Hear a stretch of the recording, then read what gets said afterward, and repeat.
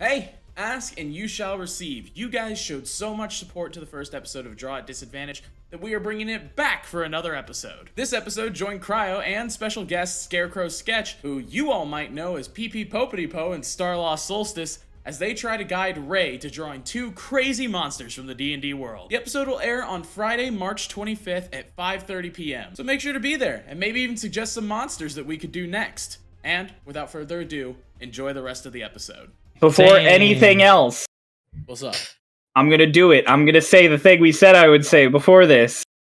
This is pre-recorded, so it's late, but it's Kay's birthday! Yeah, it's Kay's birthday, but not when you guys are seeing this. But if you don't tell Kay happy birthday in the comments, we will be upset. Months before, it's like a couple weeks. This episode is airing on August 9th, actually. Taking a big hiatus. Come on, we have our... let's let them think that we have our shit together. We're caught up. They're not caught up that we're back. Happy birthday to Kay. If you don't tell Kay happy birthday, even though it's not his birthday anymore, we'll find you. Okay, well... I don't care. I don't care that much. I'm not gonna put that much. We're gonna sick Noah on you like a dog. Don't have to do anyway, that. hi everybody. Hi everyone. Welcome back to Starlost Seas. I'm your DM, Cryolane. And this is my party. Pulse, do it for my birthday. Do it for his birthday. It's his birthday. For his birthday, Pulse. Hey! You did A-Wave. Close enough. Pulse. For the anniversary of you showing, like, of Mara joining the campaign, will you do it? Like a year anniversary? Yeah, the year it's coming up. You've got like a month and a half, and then it's your year anniversary. Ah, okay. Let's go! Let's go anyway.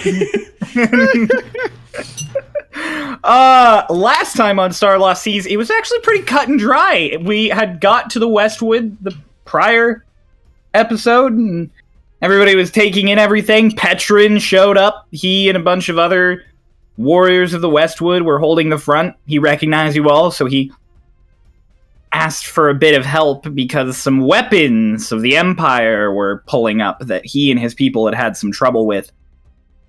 Familiar weapons to some of the party, Twink in particular, who knew a lot about these large robotic mech suits with flamethrowers for arms and chainsaws for arms. The party engaged two of them. I'm gonna be honest, you dealt with them pretty well. Lotus was hurt the most, but that's just because she took a chainsaw to the stomach. And she still didn't go down. Oh god, and Hickory cast haste on her. That's something I have to cope with now for the rest of time. And then one of them exploded and pretty severely injured Hickory, who got back to her feet and bucked up and just looked absolutely destroyed and devastated on the inside. And that's when Illith showed up to usher you all through a tree that had become a teleport door into Sanctuary. Not like in the allegorical sense, literally Sanctuary, the capital city of the Westwood. Very beautiful. You were shown the triage area where everybody was being treated for their injuries at the front, and then you were ushered away to a small abode built into a tree deeper into the city. And then you all just took a moment to breathe, and that's where we ended our session. Yeah. And that's where we're going to pick back up. You're all in yours. It's a big open space with like a spiral staircase at the back that goes further up into the tree. There's some couches that seem almost like they grew out of the interior of this tree trunk that you're in. Same thing with tables and chairs. Are we alone, or is Illa still with us? Illis is not still with you. She closed the door behind her and she left. She mentioned that she had to attend to some other things happening. Sick. Okay. So it's just you? There a table nearby? There is a table. It's got 8 chairs. Sick. Oh, it's a big table. It's a big table. It's a pill-shaped table, not like an oval, because an oval implies that it's all sort of round. It's like straight sides with rounded ends. I want to go to the table and I want to open up that packet, see what I'm supposed to be taking to feel like less death. You go to the table and you open up the packet. It's a little square of bread, like a firm biscuit almost. Okay. Only about half an inch thick. It's got this sort of honey golden texture on the top, and as you prick at it, it's hard. Ah, It will not be pleasant for your teeth. great. Well, I'm gonna eat it slowly. Slowly. Make a con check. Yeah, you go start eating your little biscuit. Mm-hmm. Are there doors? Or There is are it the just- big sliding doors behind you. But like, are there doors that look like they lead to other rooms here? Nope, just that staircase in the back, and then you're in this larger circular room. How many doors? Just one? It's a pair of doors that slide together and seem to slide apart. Okay. The ones that we you. just The ones you came inside from. Dolus just starts walking towards the staircase. It's just, I'm gonna look for some beds. I'll join you. I'm gonna hop up on the couch. So Twig, you just go clamber up onto the couch. You're just on a couch. There's a nice little tea table between these two couches. And as a reminder, Dolus is carrying Lotus on his back. Yep. Yeah. And there is a large robot in your entryway. Yes. This is the state of things. This is Okay. the state of our existence. All right, so I'll go upstairs. Yeah, you proceed upstairs. It's the spiral staircase. It's a tall ceiling for this room, but the moment you get up into the top, you see 1, 2, 3 doors into rooms. Okay. And then if you want, the stairs keep going up. Oh. Well, I mean, I'll walk, open door number 1. It's a bedroom. Price Nice. is right style. Car. Yeah, I was about to say. Like, You were like, there's 1, 2, 3 door. And I'm like, is this the Price is Right? Like, do I have to choose the right one? You Like, open door number 2. It's a giant spider. Roll initiative. Okay.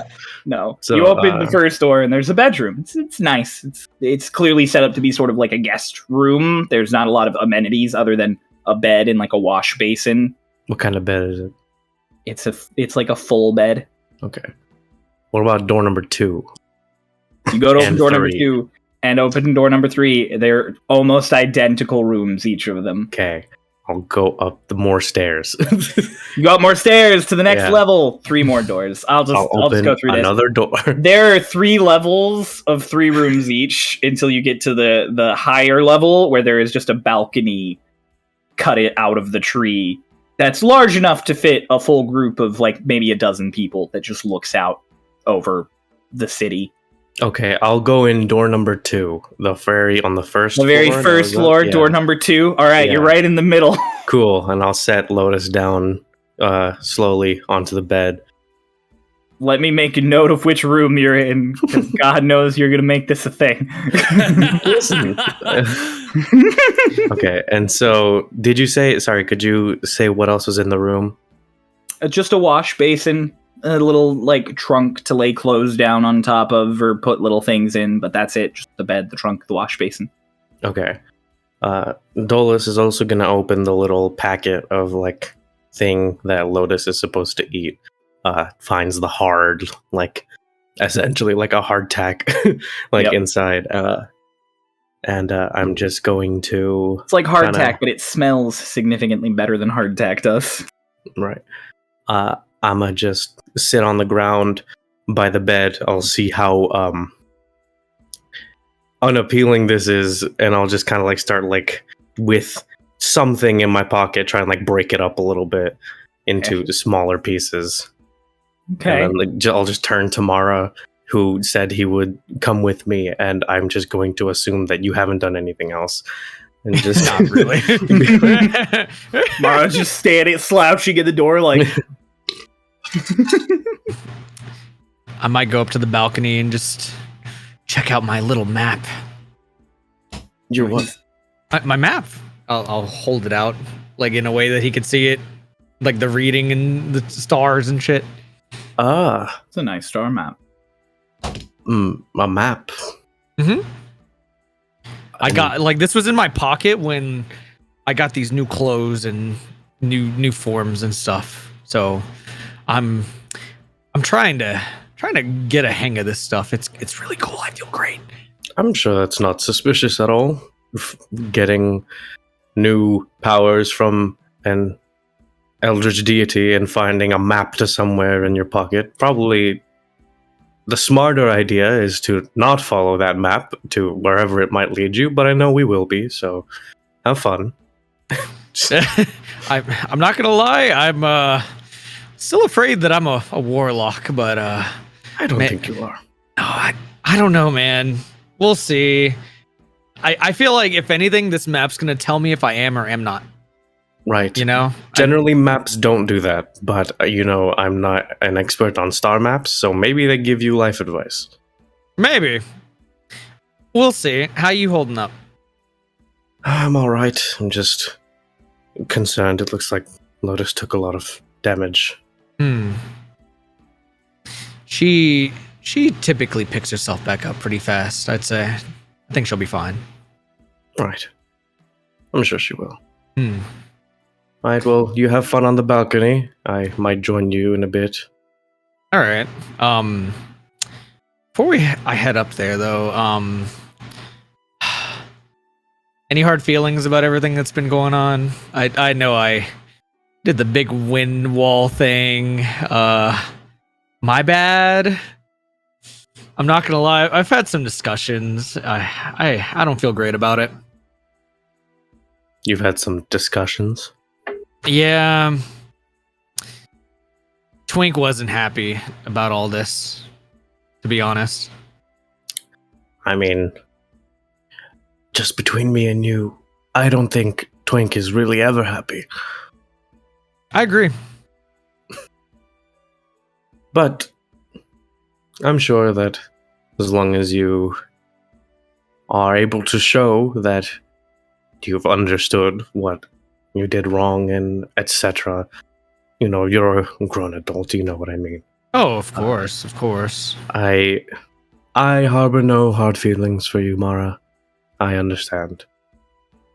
I appreciate that.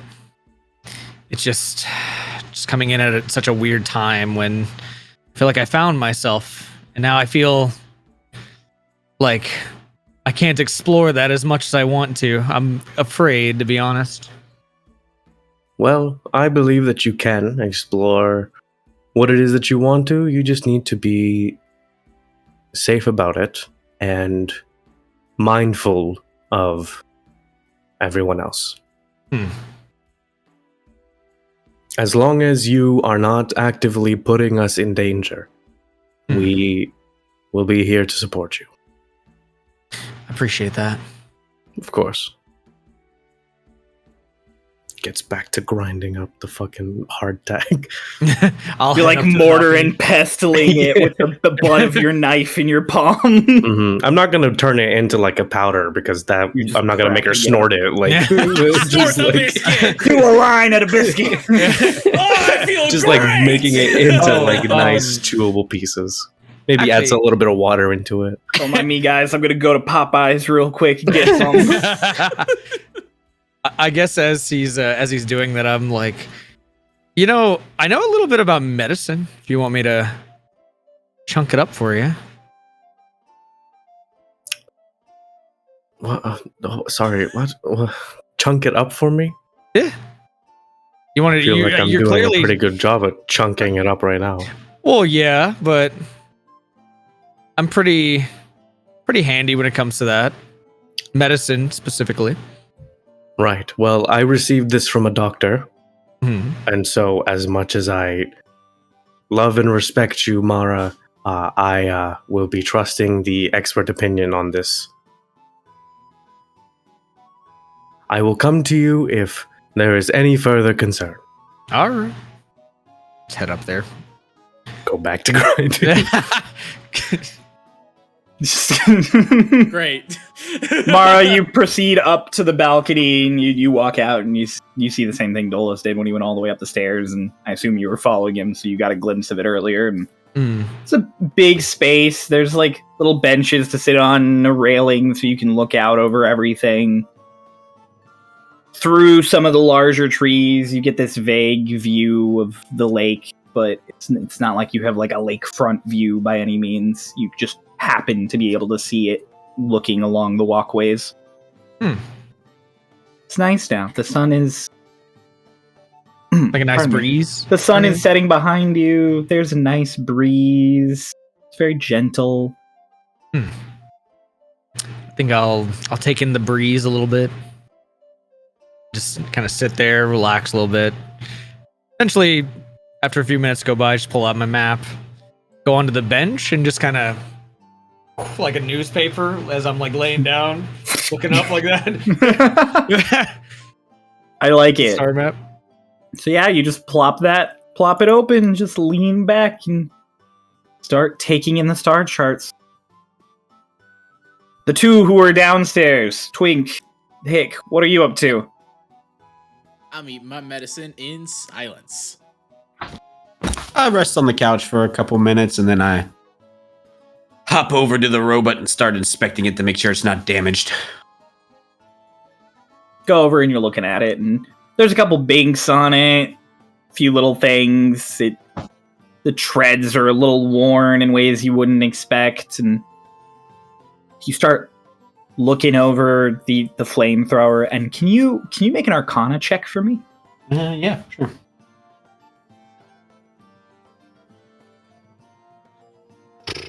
Uh, 15. 15. Yeah. There is, as you're looking at the arm, there are these little notches in it, and you sort of pull it back, and you see this almost cylindrical shape, but with little points on the end that seems connected to these diodes. And you're just floored immediately by the genius of it, because it's your previous idea for making this thing, when you had worked on such a thing, involved using runes and some sort of fuel. But as you look at the cylinder and pull it out, you realize there is a scroll inside of it that is being pulsed through with magic. And so it is a far more potent solution than you had originally imagined could be possible.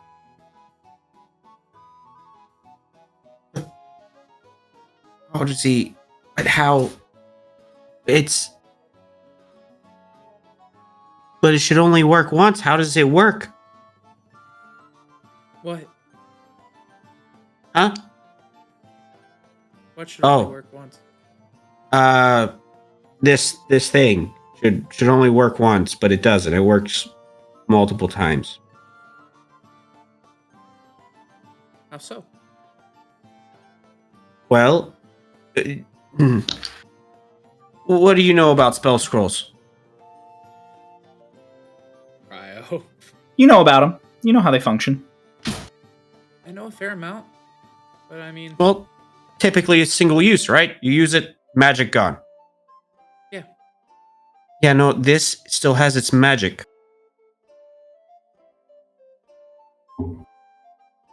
Cryo, would I know how my lighter works? You would know how your lighter works, and your lighter works through little electrical connections Okay. and magic that is just sort of sucked up from the air. Okay, cool.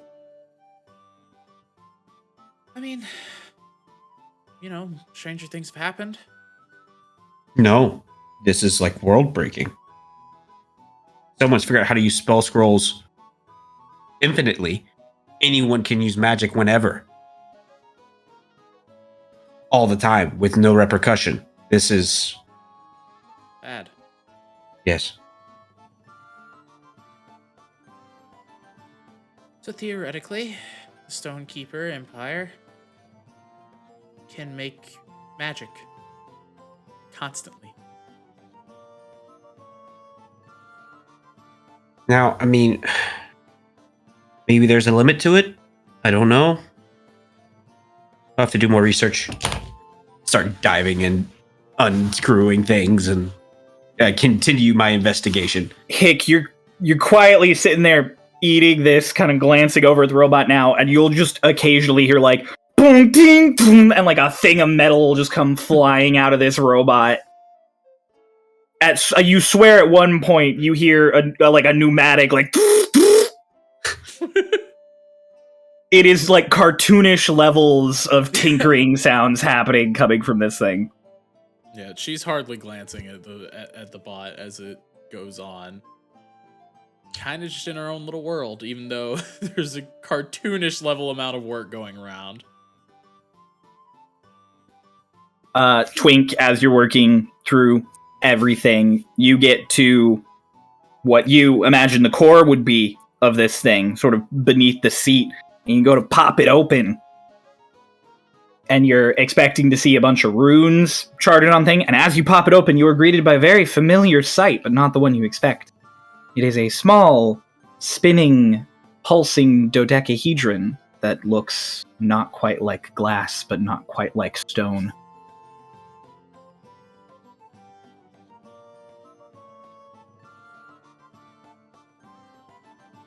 I'll begin casting Detect Magic on it. You can ritual cast, I imagine? Yeah, I go waste spell slot on it. Yeah. Suddenly all of the tinkering stops. There's just silence from the robot for 10 minutes. And Twink, as soon as Detect Magic finally flicks on after those 10 minutes of ritual casting, I'm gonna need you to make a wisdom save. Hog. That's a nat 20. Nice. I have advantage on wisdom saves against magic. Hell yeah. I rolled a 4 and a 20. Let's go. 420, let's go! You are essentially the Detect Magic equivalent of flashbanged by this thing. Ah, fuck! Yeah, your head is just immediately pounding in pain, and you have just enough time to just stop focusing on it for a second before it properly hurts you. What? Ow! Did you hurt yourself? No. What happened? If I explained it, you wouldn't understand. Twink, I'm two people at the same time and somehow was able to reverse time. Unpack that later. This is different. I'm just saying, hit me. I don't know how to explain it. Okay.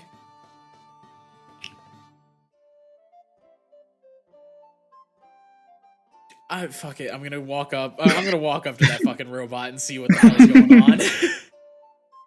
You walk up, and both the front and back of it are both open while he's working on it, and there's a bunch of deconstructed little bits. You walk up, and you see it's like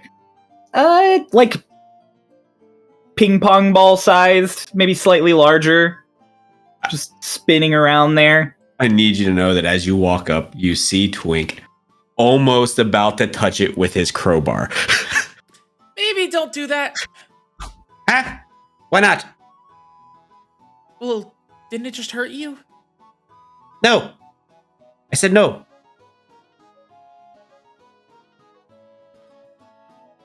Hickory slowly takes out her shield. Behind it. Oh, you pansy. And I kind of just touch it a bit with the crowbar. You touch it with the crowbar. Oh, fuck yeah. The moment you give it a little tap, there's like a little ding, and it just sort of wibbles in place, but it doesn't move. What's holding it in place? And I kind of look above and below it to see if there's any... There's those same little diodes that were around the cylinder for the scroll, but that's it. There's nothing latching onto it. You don't see any sort of magical tethering. I don't understand. It makes no sense.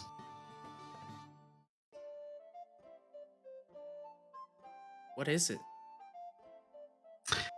Well, this is like a miniature version of the thing on our ship. Okay. But that showed up when we were in the middle of the ocean. Yeah. So why isn't it a robot that the Stonekeeper Empire has? Well, it's not the same thing. It's in two different things. But you said it's just a smaller version. It's similar. It's not the same. Like, it's not... It's a similar thing. Huh. Just kind of crouch down and look at it. Do you think we could pull it out? Spider-Verse meme. I touch it. You touch it. Your finger, you feel this little zap through your finger, and it feels almost... No, it feels almost pleasant. Oh. Like, Oh. it like being tased, but if instead of hurting, We have different definitions of pleasant, hang on. I'm explaining. It's like if it's the same jolt as if you were being tased, but instead of any pain, it's just this surge of comfort. And Instead of tasing, can we say like you hit your funny bone? yeah, sure. It's like you hit your funny bone, except instead of any pain, it is just gentle. We can harness this technology. Like when you perfectly pop your neck and you just feel like, ah. It's like that, but it just shoots through your hand up into your wrist.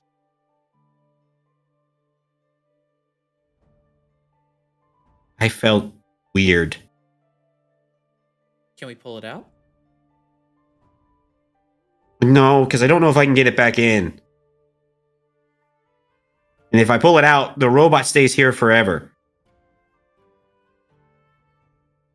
Alright. But you already took the thing half apart. We might as well take it out so we can get a better look at it and what it does. I can put it back together. Exactly. So just That's put it back where it came from. No, this is why I didn't want to explain it. If I pull it out and I can't get it back in, robot has no power, it can't move it.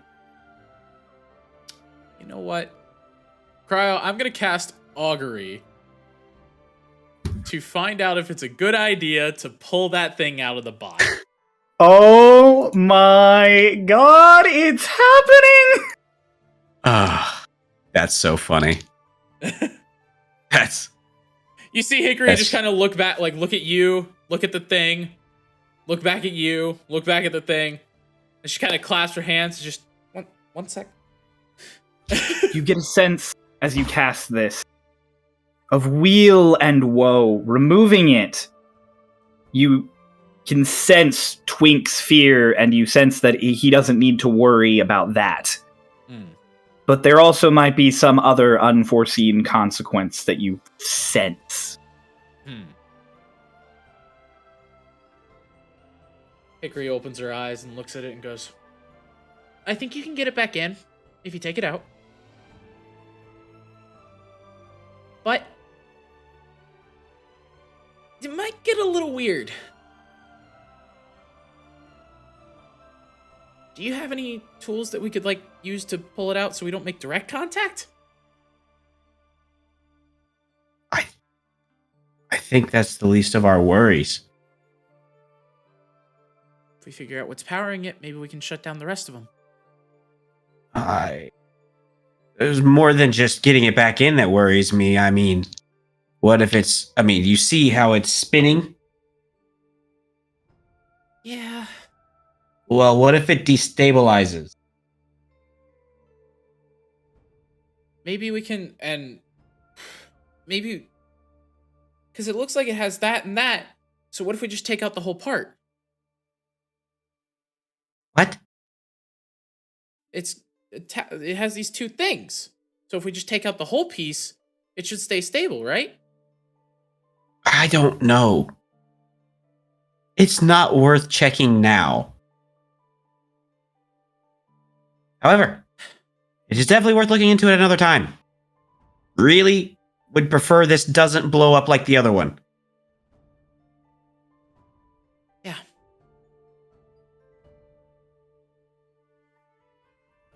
Or at least if it does, I want to control it. Controlled explosions.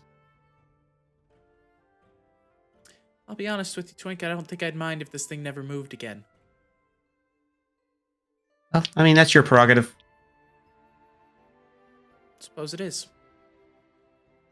Hickory kind of pushes herself back up to her feet, walks away. Definitely, like, subtly kicks a part away.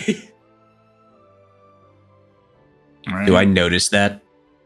With your perception, yeah, you definitely heard a kick and a ding-ding-ding. What was that? Nothing. Not Remember, if this thing blows up, we all die. I'm aware. I start putting it back together. okay. Start putting it back together. You're familiar enough with all of these parts and tools that it's not that big of a trouble for you to put it back together. Dolus, you have long since crushed up the biscuit. Yeah, so I was gonna say, after I make the biscuit into easily consumable, a little bit softer pieces with water, just add water. I am going to, I kind of go up to the bed and kind of lightly shake Lotus awake and kind of get her to sit up a little. No, you don't have to get up, you just have to eat this. What is it? The Westwood people said it would make you feel better, and they seem to be very knowledgeable about these kinds of things, so probably just eat it.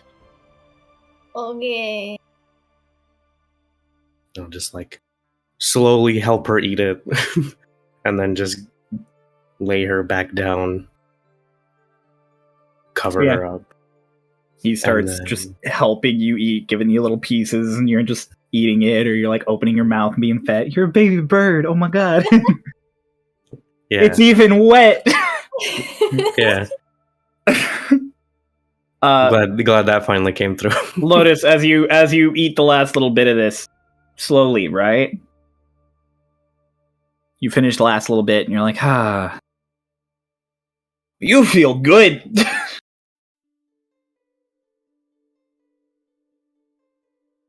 Lotus like sits up. It just looks at Dora's like, what was in it? What was that? I don't know. Lay down. What are you doing? I feel great. That's great. I'm glad. Lay down, please. Like it feels like I slept for like 10 hours and I feel really, really good. Okay, no, you didn't. Lay back down, please. First off, before we start discussing how you feel. Magic cookies. Lotus, Yes? lay down. Okay. I'm glad you're feeling better, but you still have taken chainsaws to the side, and you most likely have a lot of internal bleeding, as well as some external bleeding. So, But if it's internal bleeding, that's where the blood is. So, like...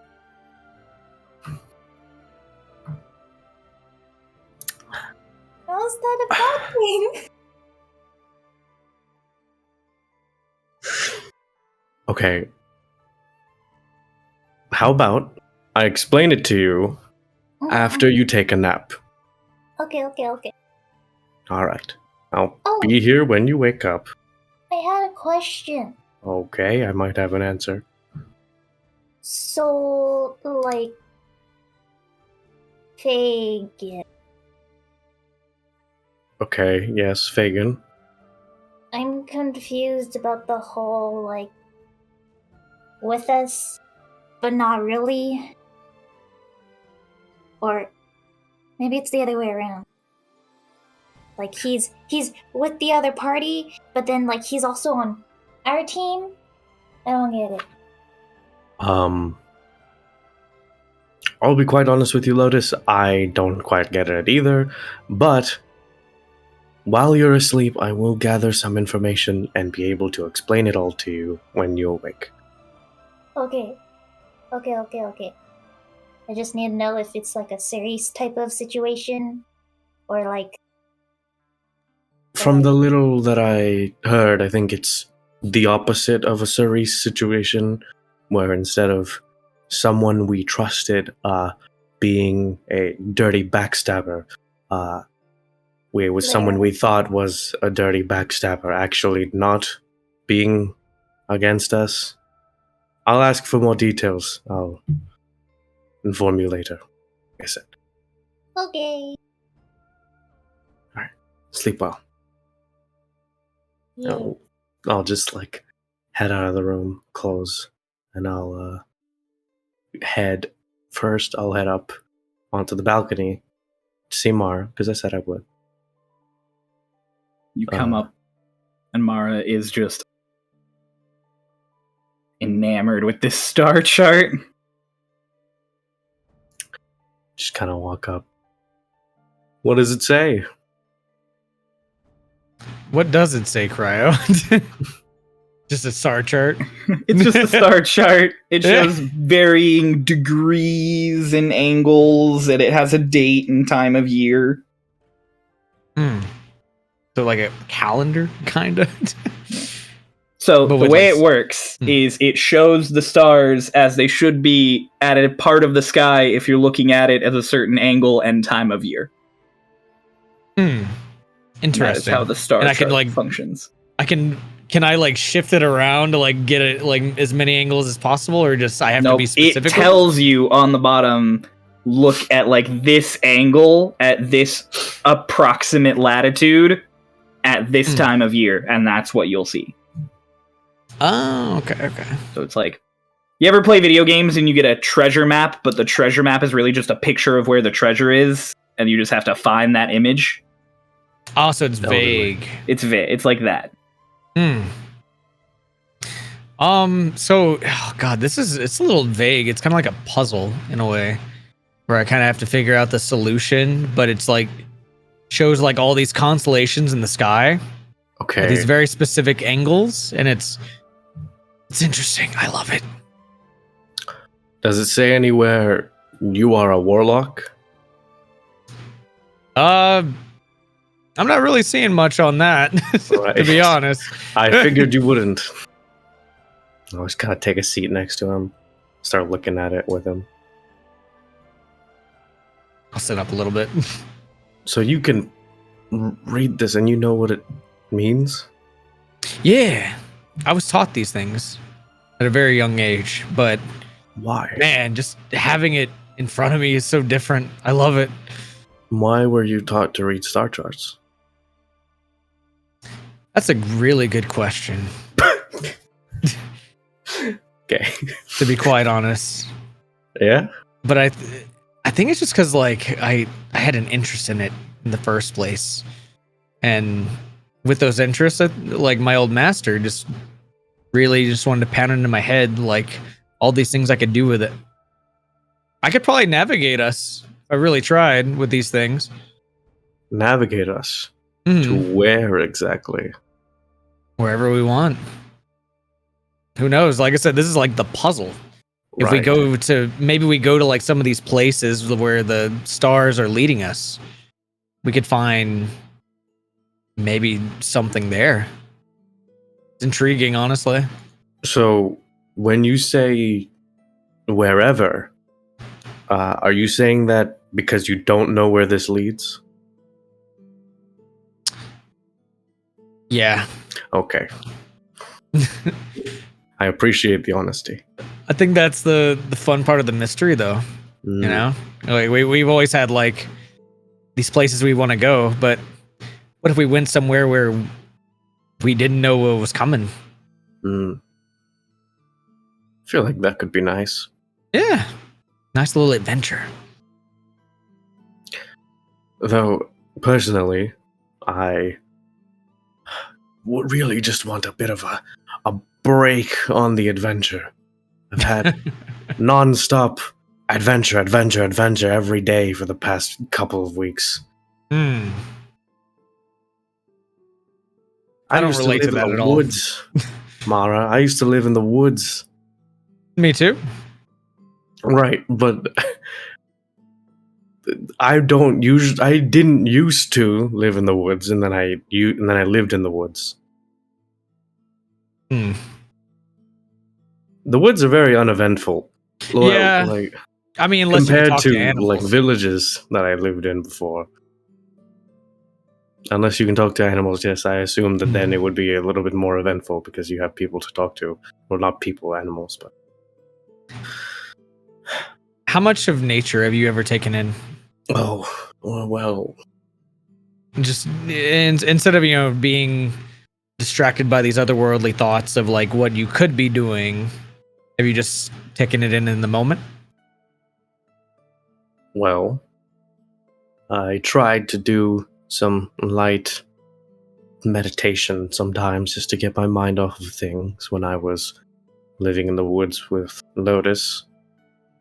It's nice being able to just listen to the sounds of nature, I guess I could only say. But personally, as someone not from this plane, my mind immediately starts racing when I hear the call of an animal I've never heard before or seen before, and then I immediately want to investigate it and understand it more. That's fair. It's I feel like I have such a different perspective because I know what they're saying. Right. It's interesting. Animals have some very interesting things to say sometimes, to say the least. What kind of things do animals say, Mara? God, they're mostly interested in food, I'd say, for the most part. More in tune with like what, honestly, I think they're more scared of their surroundings than what is it? I think that fear that you fear with like your surroundings, they have that exact sense as well. It's a big thing with them because they're always, there's always going to be that food chain, and with like us humanoids being at the top, they're more scared of us than you are of them, to be quite honest. I mean, those boars we saw on Twingtania, they seemed ready to slaughter you. Yeah, they also don't really get over these grudges because they'll have that like sense of danger that we input into them. We slaughtered them. Oh God. It was a good hunt. Oh, it was. Oh man. That was some good meat. But It was great to finally have meat again after a week or two of walks, slop. I mean, it's edible slop. Now I've subjected myself to double the portions, but right.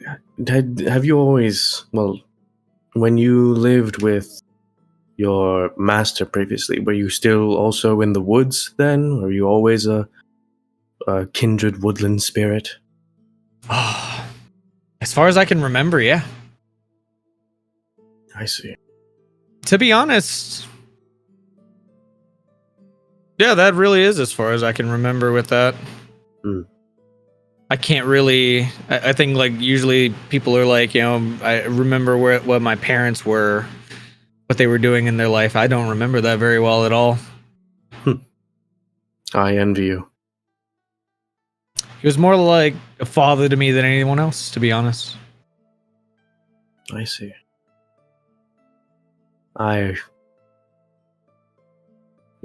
Some people might say it's a bit harsh of a thing to say, but I wish I could forget my parents and who they are. That's something you want to talk about? Well, it's nothing much to talk. It's just my mother is a horrible person. She's the reason that I am like this in more ways than one. She held a sort of position of status in the village that we lived in as children. She would always go on excursions to the material plane, her and a small team usually, and then she'd come back. And one time she went and came back, and then not long after, I was born. And I looked like this. And, well, this kind of points towards his face. So this is not normal for your people? Exactly. No. So, you know how the preconception you had of me before I took my mask off of the bird, like the beak, and that's generally how Arakakra look. Not like this. Not human. How did this happen exactly? Are you aware at all? Not sure, though I've had my suspicions. Have some guesses. That I think Lotus is looking into her own research on the topic. Might come to the same conclusions as me, but that's besides the point. She, oh gods, there's a lot to unpack here. Well, my father is dead. Oh. He was a good man. He was always overworked. He didn't have too much time for me, though I understand. I don't think anybody at the time wanted to put any time into me. I was sort of, in a sort of twisted way, it was a blessing, my mother's position, because people were more willing to, how do I say, deal with the fact that I existed. Because if they didn't, there would be repercussions. Not that she really cared. She wouldn't step in and do anything. On those excursions she would go on, sometimes she would bring things back. Books, artifacts from the material plane for research that the council of the village would look into, and for the libraries and such. And then some of those things she wouldn't submit to the council or to the libraries. I was at home, as I was often, and I was cleaning when I found, sounds straight out of a book, I found a loose floorboard, and underneath were books about magic and about things in the material plane that you couldn't read about in the libraries. And so, and I noticed that every time she would come back home, a few days later I'd check under the floorboard and there'd be new books. New strange artifacts, never understood how to work them.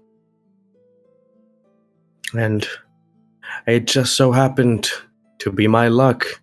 And one of those days, I opened the floorboards and there was a small box with a ring inside. And someone was stupid enough to put it on. childlike curiosity.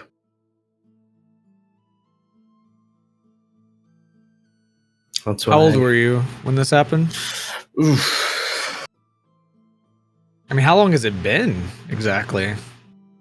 Well, I'm only a little over 8 years old. Hmm. This was when I was 5, 6, around the time that Lotus was born. A little after, a little before, it gets blurry. It was... At first, I didn't want to accept Kylie into my life. And then, at one point, it just became too much in my mind, the curiosity itching at the back of my mind, and then I shook her hand. Made a deal. Hmm. I'm definitely shortening the story a lot. I don't want to bore you, but essentially that's what happened. And then, long story short, there was an incident in which I used my magic on a child.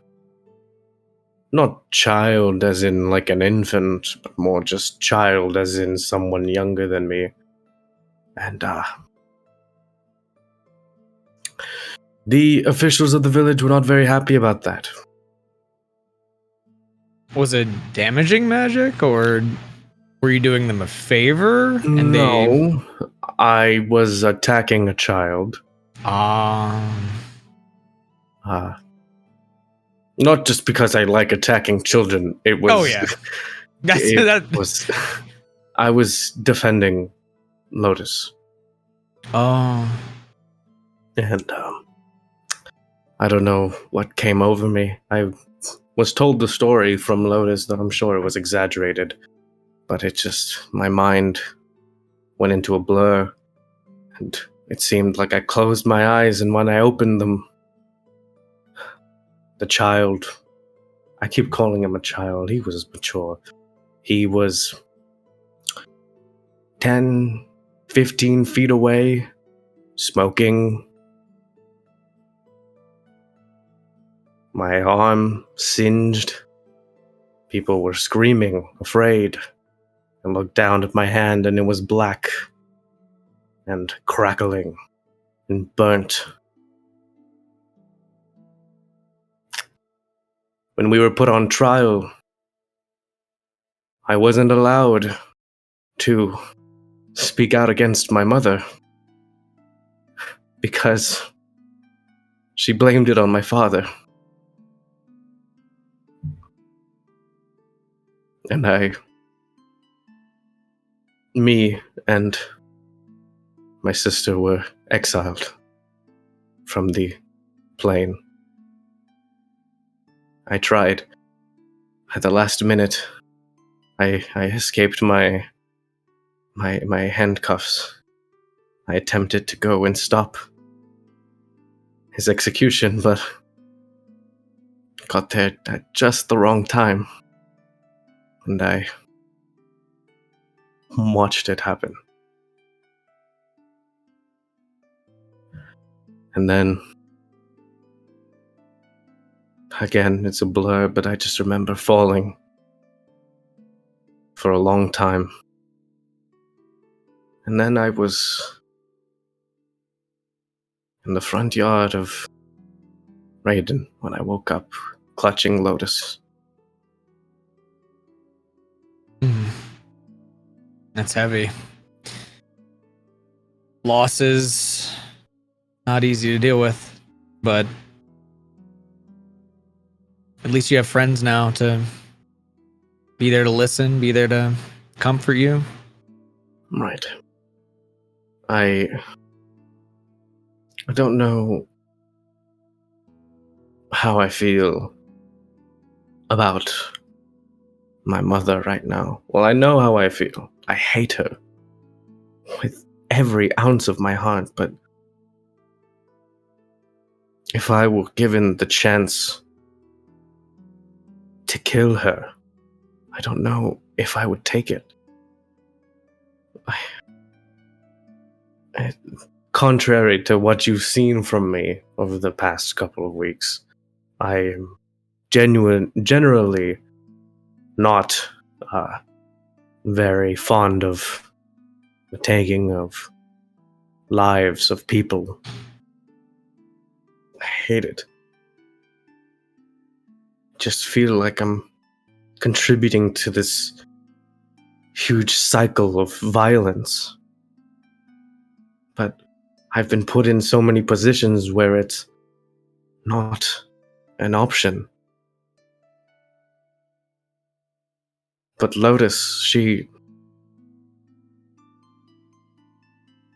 I believe that if our mother was put in front of her, she would not hesitate to rip her head off.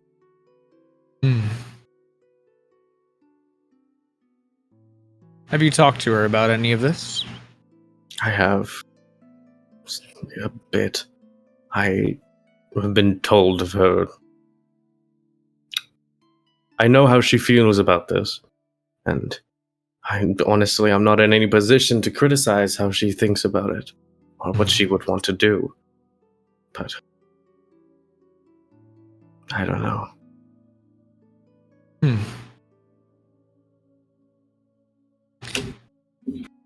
I have an interesting thought on this. Oh, Have dude. you ever gotten your mother's perspective on this whole thing? Have you asked her why she did any of this? No, I don't care.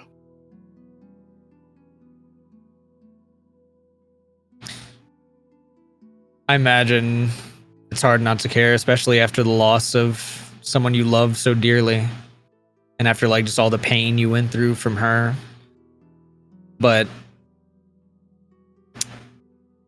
I hope this isn't too insensitive of me to say, but I think it would be fair to at least ask. Because you never know what type of things have been hidden from you, especially as a child.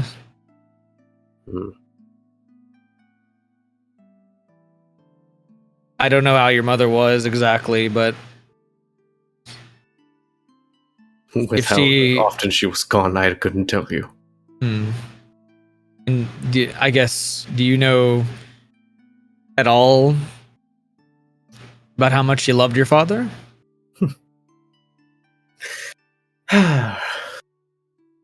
Well, with the speed at which she threw him to be hung, I don't think very much so. She didn't even... There was no remorse on her face. She stood there and lied, stared the council in the eyes, in the face, and just... I couldn't say anything. Not that they would believe me anyways.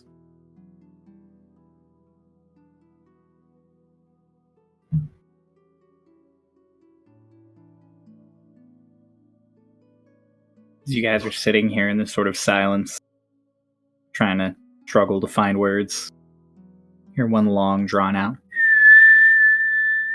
just sort of echo around all of the trees, and you watch these sort of nets woven out of branches and vines, filled with fireflies, just light up all around you. And the sun's starting to get lower. Mo, it's lovely. Beautiful.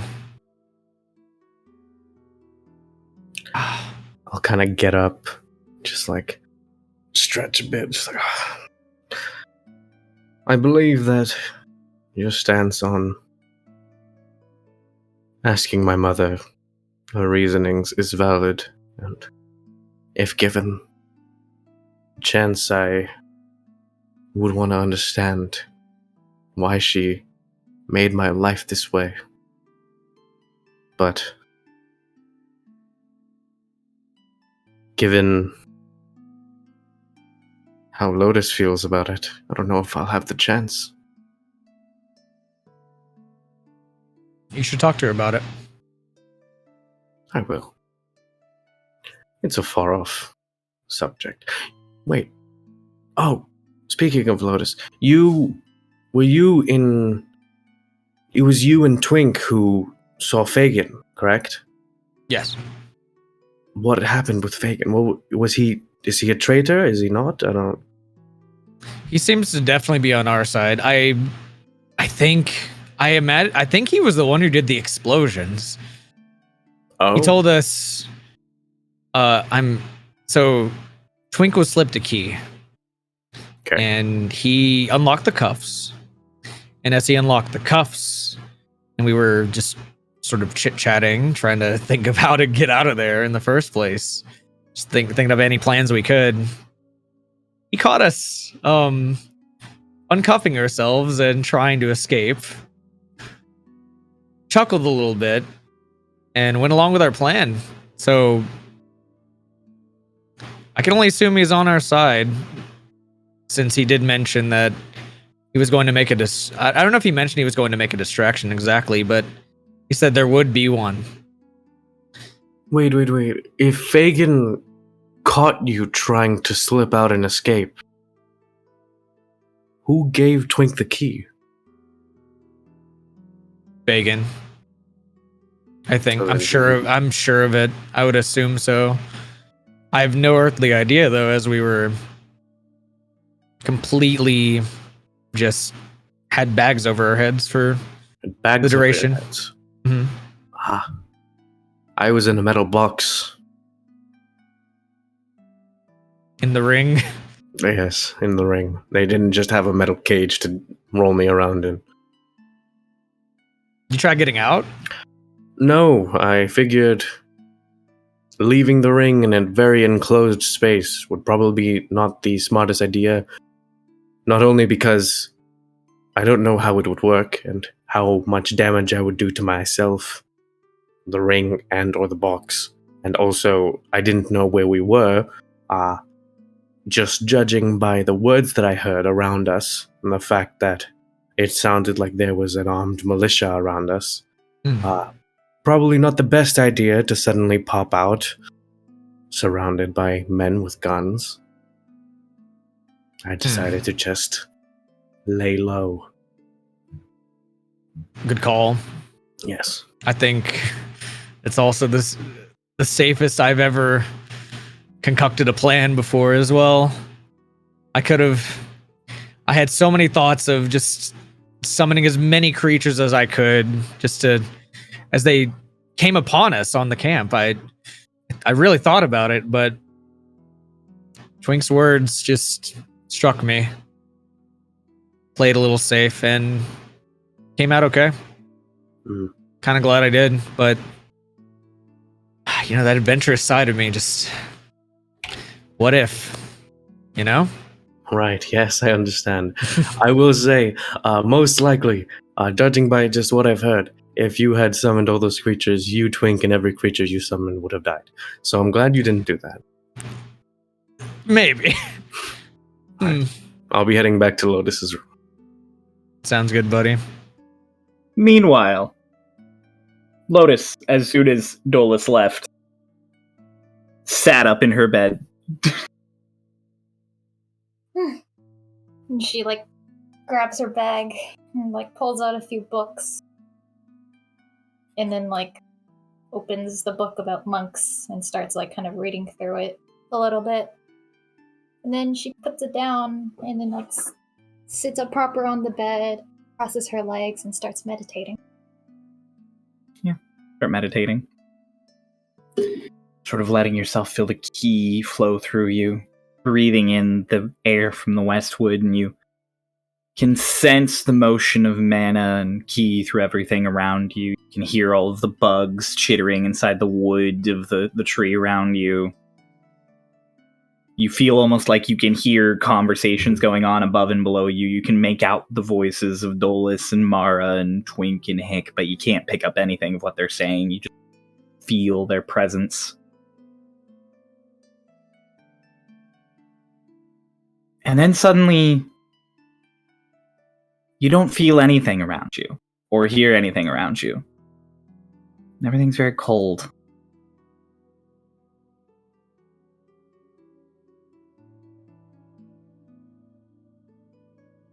When I open my eyes, what do I see?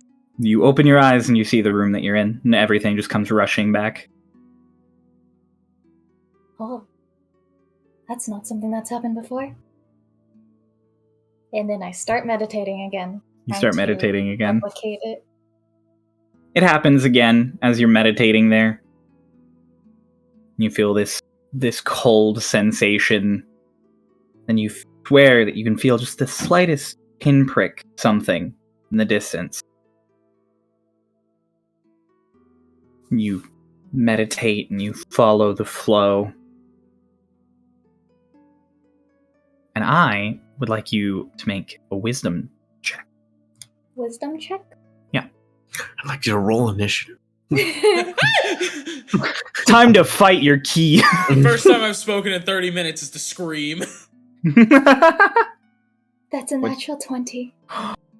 There's no way. Oh, We've made shit. 2 rolls. Let's go!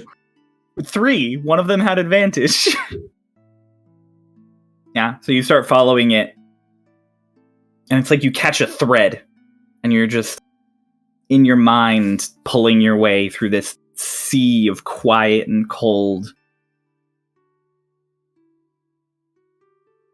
And you see Sanctuary sort of around you in your mind's eye.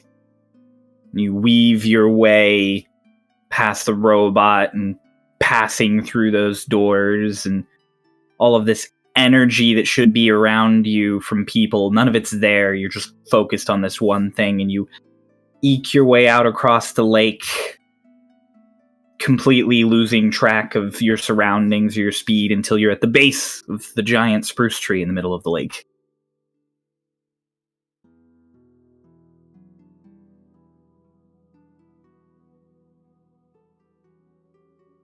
And there's just this little pinprick of energy there.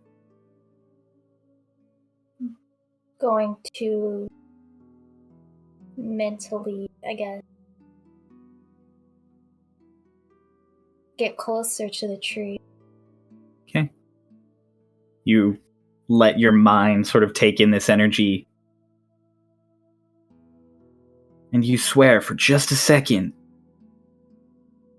that you hear Archibald. And then you're back meditating in your spot on the bed.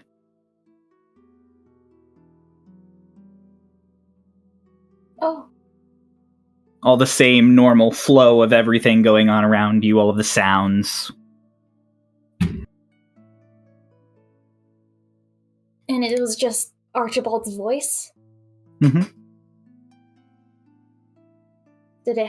Was I able to distinguish any type of emotion, any type of word? It was just, I just got the essence of his voice. You got a sense of panic, but no words. Archibald. But we're so far away from you. You both. She just kind of relaxes her posture and, like, leans her back against the wall. Dolus, were you going right to Lotus's room? You open the door. She's sitting up in bed, leaning against the wall. Dolus just opens the door and is just standing there staring at her in the door frame. You see, like, Lotus is just, like, gripping her hands tightly. Just, I heard Archibald. He's panicked in some way. We're so far away from him. I close the door. I'm not like leaving. I'm gonna close the door. I'm out. No, I don't want no part of this. Emotional damage. No, emotional damage.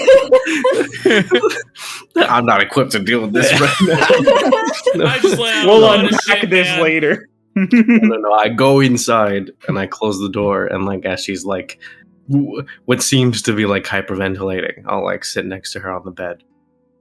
It's like deep breaths in, out.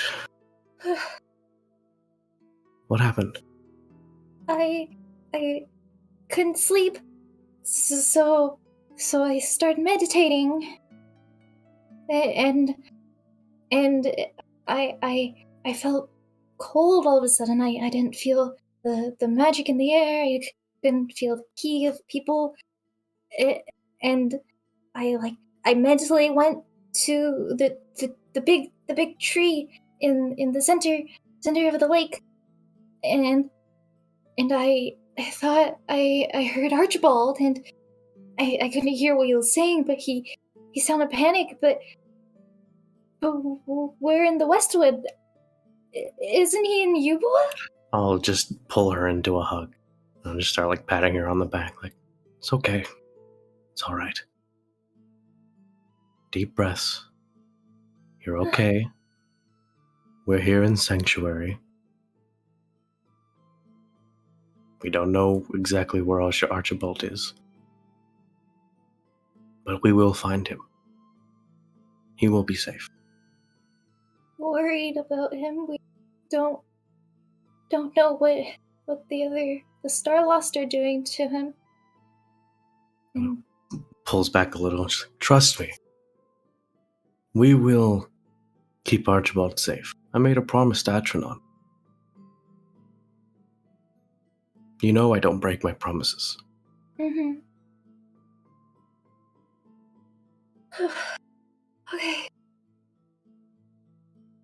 Hopefully when we get to Eubola we can find him proper. Right, I'm sure we will. I'll conjure up a small dinner roll and I'll hand it to her. Eat up. Takes and starts nibbling at it.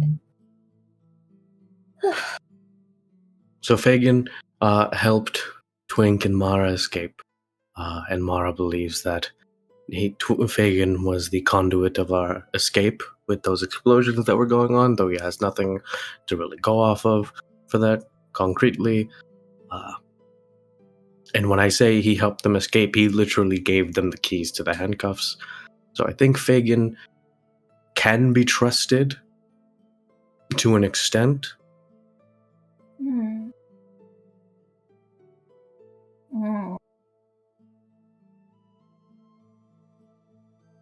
I hope so. I am a little bit worried that there are people now that we can't trust on the boat. I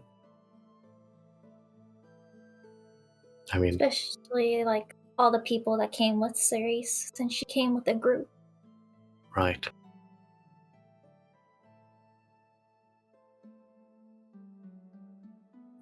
Well,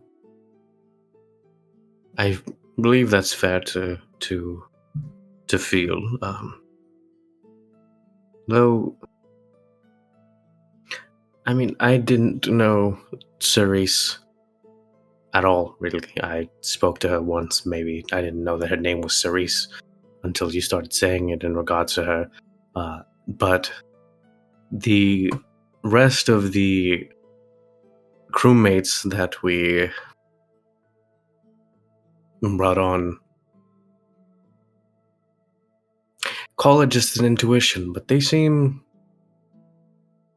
some of them seem very trustworthy and others don't seem trustworthy. It's just they don't seem competent enough to be spies. So I don't think there's much to worry about there. Okay. I think I scared Alina enough. Her too. I think you might have scared her a little bit too much. And you said I was the intimidating one. I mean, I think just a little bit. I've been taking notes from you. I don't think I'm a very good role model to take notes from, but I appreciate I think you're it. the best role model to take notes. Okay, well, I think that is giving me a little bit too much credit. think you've also only had one real role model. So Yeah, and then he left. I'm gonna punch him when we see him again. maybe not too hard. Like a reasonable punch. Also, start eating internal bleeding. And so you can go from there. Meanwhile, So this happens. downstairs, Twink, you have finished putting back together the robot. You are cranking in the last bolts as we speak. Hick, you have finished your biscuit, and immediately, as soon as you finished it and it like went all the way down, you just, woo! Perked right up. Cool. Physically. Emotionally, you're still devastated. Oh yeah. Are there Do they have cabinets an or anything emotional like that? support biscuit? Are there cabinets? No cabinets. No cabinets. No No cabinets. I can't make myself a drink. Hate to see it. Mm-mm. Nope. Okay, I'm perked up, but again, emotionally devastated. So we're gonna carry on with my way of going right now, which is nothing. Just sitting at the table. Boom. Thinking. 1,000 She's yards thinking. staring. Twink, you're sitting there in silence with just this bolt. I'm fucking bored. We just fought a bunch of robots. What do you want? Oh, I mean, I stole a robot. Okay, yeah. Can't take a breather or something? I was in a robot. Yeah. I'm not tired. Then go explore the town or something. I was getting ready to suggest that, but then you just kept asking questions, so. You want me to come Bye. with you, Twink? He just walks out after saying bye. Just, do you want me to come with you? Bye! Like, closes the sliding door behind him. Hick, you are alone with the mech. Yeah, I am. And I'm looking at that piece of shit. Twink, you walk out. Sanctuary is gorgeous at night. It is hundreds of little firefly lights spread out all among the canopy around you. People are still out walking, doing everything. You get the sense that the city doesn't really sleep necessarily. Seems like there's a lot of people who are still... Seems like there are still a lot of people who are doing stuff. I'm sorry. I'm sorry. I didn't mean I've been to bully quiet for half you. the episode, man. I finally start talking again, and you decide to shit on me? Thanks, buddy. Thanks. Sorry. Fuck you too, Cryo. That was great. Okay, continue. I love you so much. I love you so much. You're my best friend. Best birthday ever. Shut up, Kay. You're walking down the pathway. It's really nice. You ever been to a summer camp? No. Okay. I'm like, you know those walkways? It's just like wood chips and dirt mixed together and it makes soft Yeah. sort of padding. Yeah, it's like that all around. So you're walking around and there's where you are seems to be somewhat official. There's a lot of busy people moving around, and you see that over there by the triage area, it's still active people moving around. You see a few people come out of the tree portal.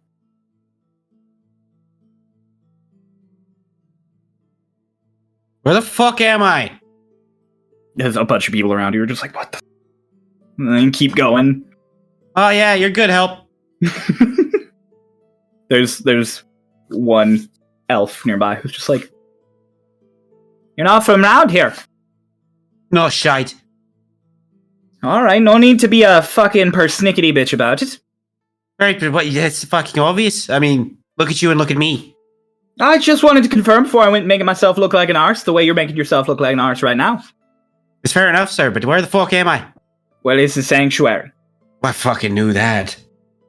Well, right now here you're in this is sort of our commerce area. We handle all big important things around here. If you want, there's the market back that way. Nothing going on there around this time of night. Yeah, it's unfortunate. If you're looking for any of the counselors, you'll find them in their various residencies. Of course, you could always go down by the lake. That's pretty pleasant. Just pleasant. There's nothing else down there. Well, I mean, it's a lot of pleasant.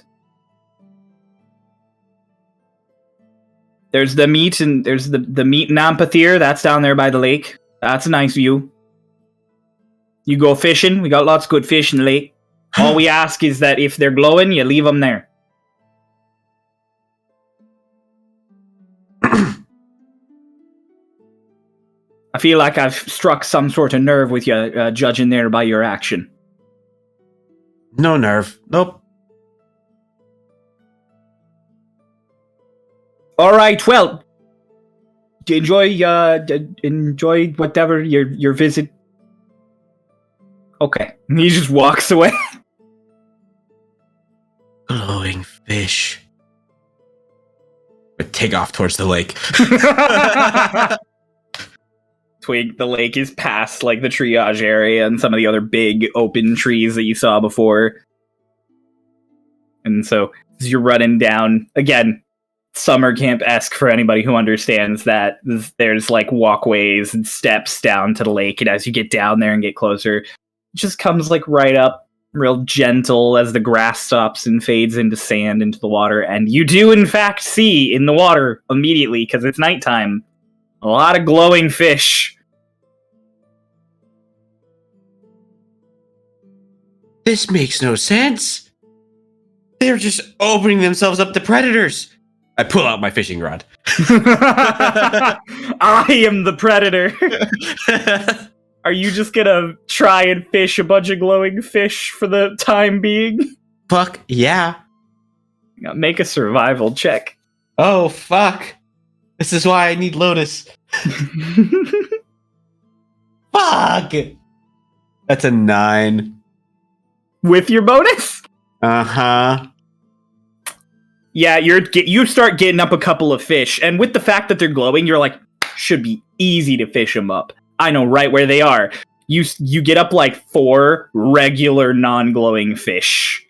I don't get it. Tell me how to find your friends.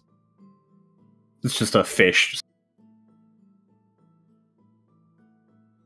I like how you mention Lotus, but I think I have the best survivability, and you try to talk to a fish, man.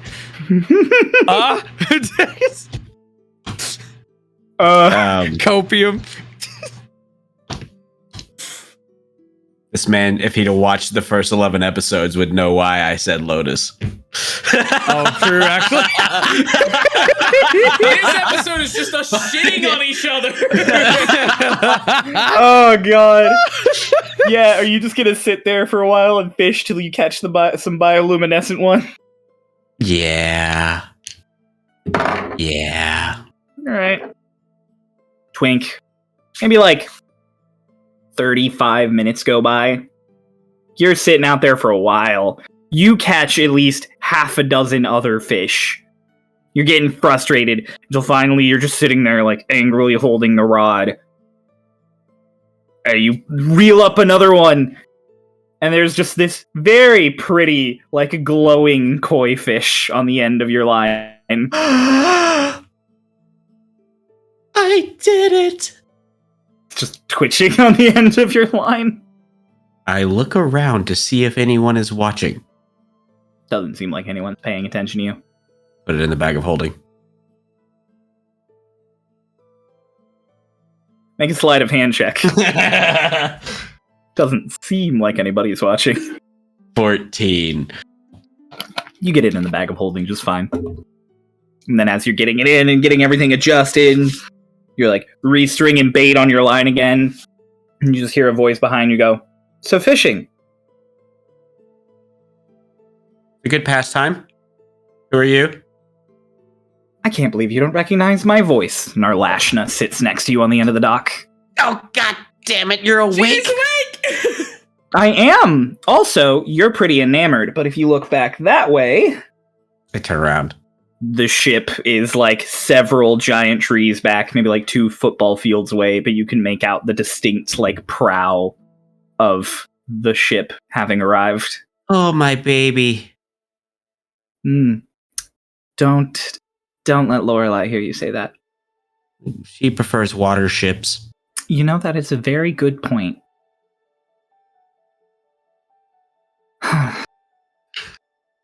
So how'd you sleep? Oh, I like a sack of potatoes. Hold that thought. I pull the fish back out of the bag of holding. Put it back in the lake. Yeah, I thought that would work for some reason, but there's no fucking water in there. You put the fish back in the lake, it's like, it like shoots back off into the water, and she goes,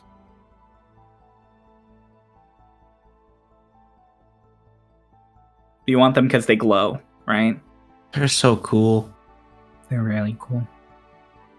There's this old legend that they glow because of the spirits of our ancestors coming up, bubbling up from the roots under the lake. Oh, that's why they're so hard to catch. That one must have been an idiot. Maybe we knew that one. She like nudges you. That would have been a dogfish. And then she just kind of sighs really sad. No, come back! Come back! Come back! Come back! You know, she just sighs really sadly. Then she's like, they actually just glow because of an algae on the bottom of the lake. Oh, that's pretty cool. Yeah.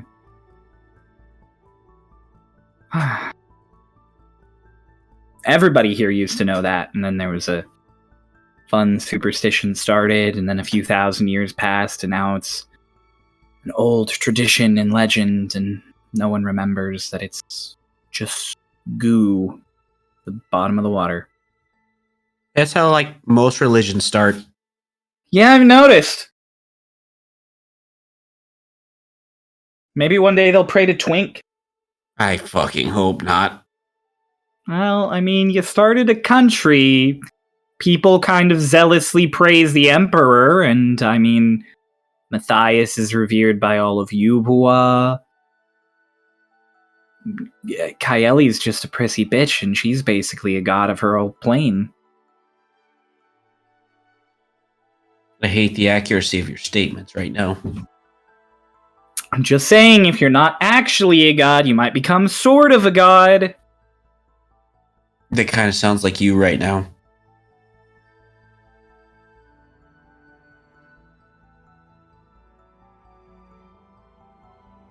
Do you remember anything from your sleep?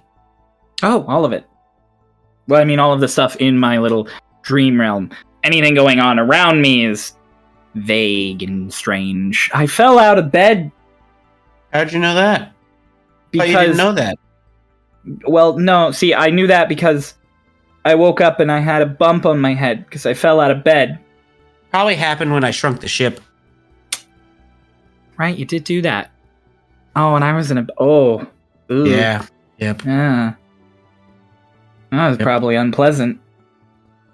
Probably. Oh, no. Oh, that explains this. She like rotates her shoulder. It's good to be back, though. If you tell anyone that I am an archfey, I'll kill you.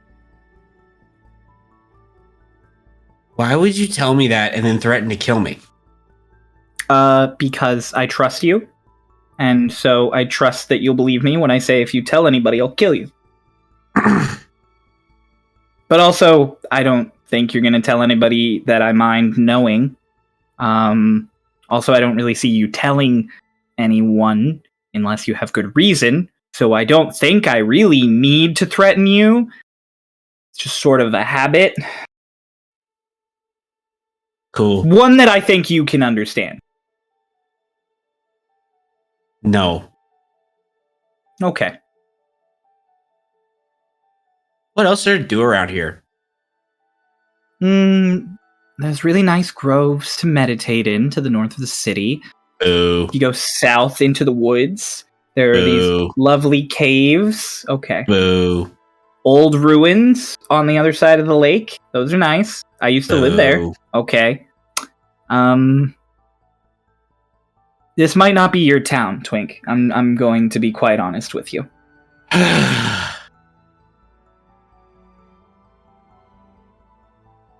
heard you got a robot. You want to see my robot? I would love to. Let's go see my robot. Okay. And she gets up. So you're gonna put the non-glowing non-glowing. Are you gonna put the non-glowing fish in your bag of holding, Twink? Yes. Okay. You've managed like to catch put the other twink in my bag. You managed to catch 9 fish that do not glow. 9 fish. 9 fish. And here. Making your way back, and you see the rest of the crew, and they're all sort of chit-chatting with Illis, who's sort of directing them in towards the large tree that you recognize as the one you're staying in. And then there is a whistle again, and a bunch of the fireflies by the little triage area change color into this dark pink, almost red. And you watch Illis come sprinting down towards the tree, and you see a bunch of other druids and clerics just sort of coming out of every building and tree towards them. And Arlashin just goes, "Oh, that's not good." Oh, red's never a good color. No, not typically. It's very nice for sunsets. It's really funny to make the start button and the robot's red. Oh, that would be funny. Do you make the button that makes them explode green? No, they're all red. They're all red? Yeah. Oh, that's mean. And then she's walks in the direction of the triage area to see what's happening. Okay. And out of the tree, a bunch of people just start rushing with just many, many, many injured. Including one dude who comes out and he's literally still on fire, and they rush over and start putting him out. Narlash is just I don't have enough magic to help with this. Oh no.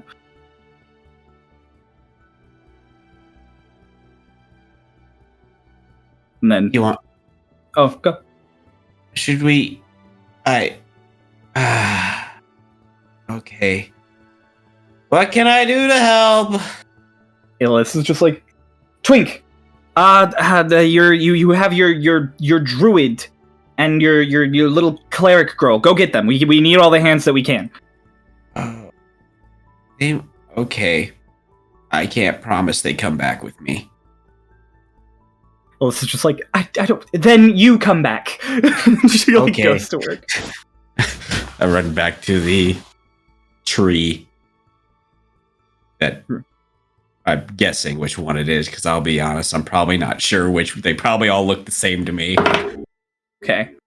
As you're running back, you notice a few of the crew walking up to one specific tree, Eggold, Lorelei, and the twins. You assume that's your tree. Gotta be the tree. You're running up, and Lorelei's "Oh, hey, Twink!" So you come, Yeah. running past her. Yep, hello. Okay, well, okay. Maya, peeks out behind Lorelei. Hickory, what did you do while Twink was gone? Cryo. Yeah? How am I feeling looking at that? I feel like that bot. Maybe You are filled with rage yeah. and sadness.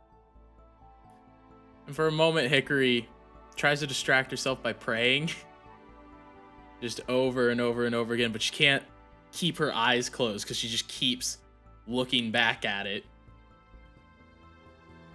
Probably about 10 minutes pass, just the pure silence. She stands up, she summons the moment, and just under her breath she mutters, "Bahamut, forgive me. and she's just gonna start fucking wailing on that thing. Okay. She's avoiding where she knows the core is. You're good. You're good. I get you. Yeah. Okay. So how long do you just wail on it until you're tired? Give it a solid couple minutes. Probably. Yeah, she's throwing just about everything she's got into it. So yeah. So upstairs, Dolus, Lotus in the room. You just suddenly below you just start hearing like boom, boom, boom. Should we go see what that is?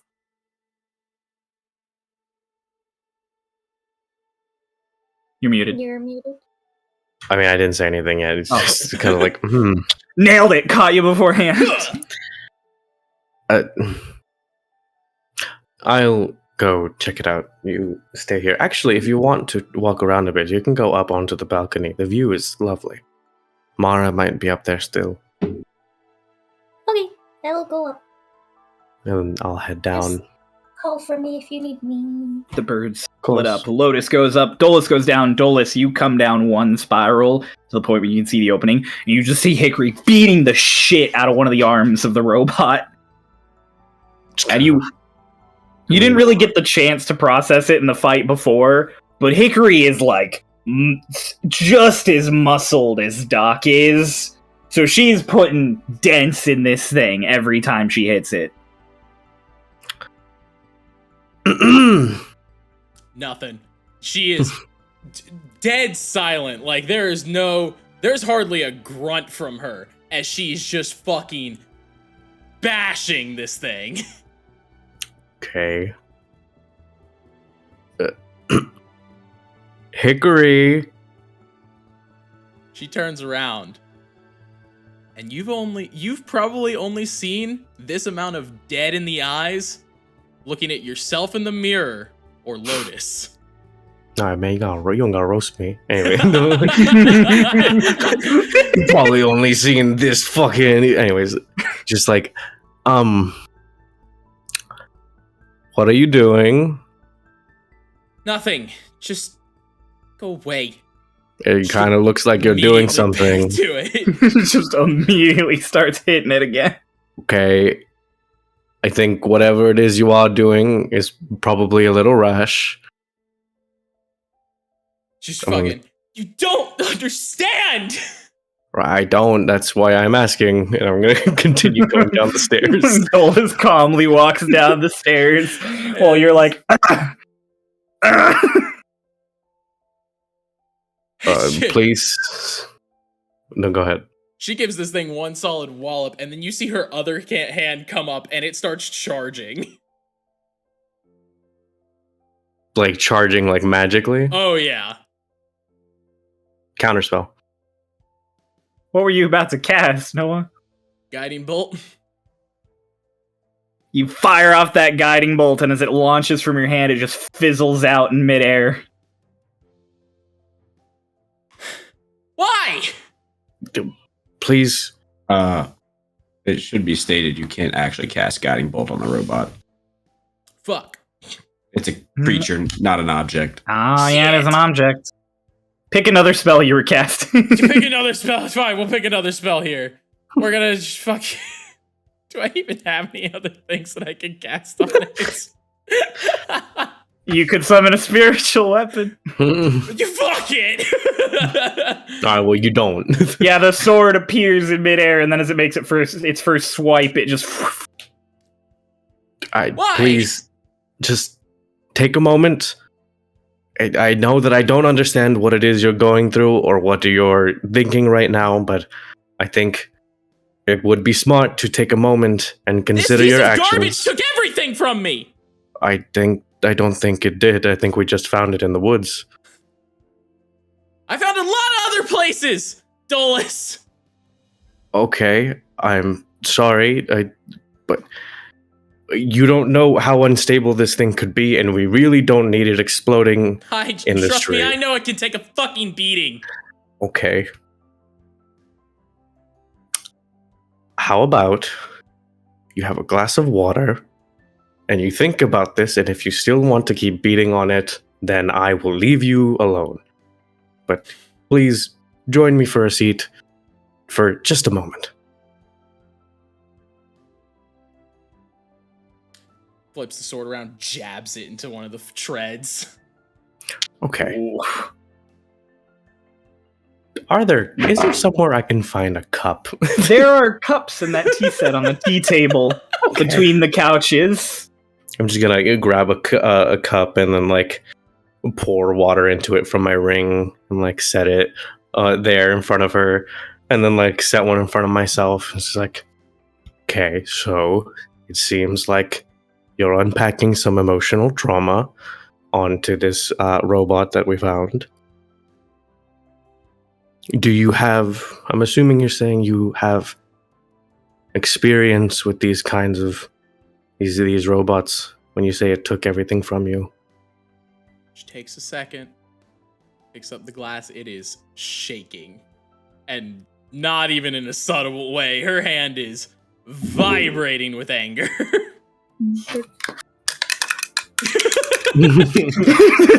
Takes a sip and goes, "They're from Ice Home." Okay. And you are from Ice Home as well, correct? Yeah. Okay. And so, did these same, excuse me for prying, these same sorts of robots attacked Ice Home? We made them. Oh, you made them? Okay. They were And so, taken by a bunch of stupid bandits out in the wastes. right. Doc had a hero complex. He wanted to fix it.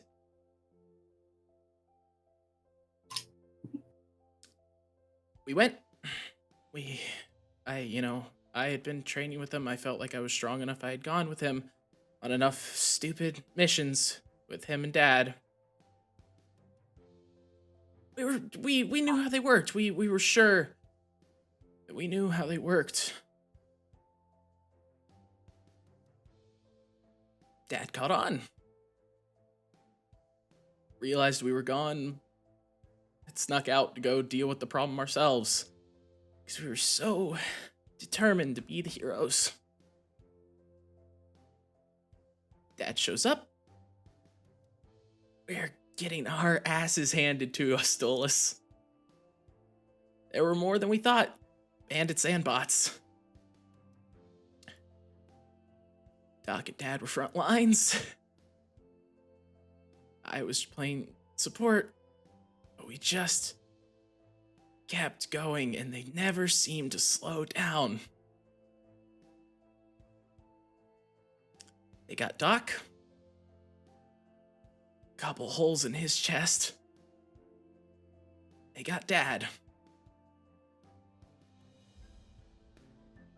Couldn't save Dad.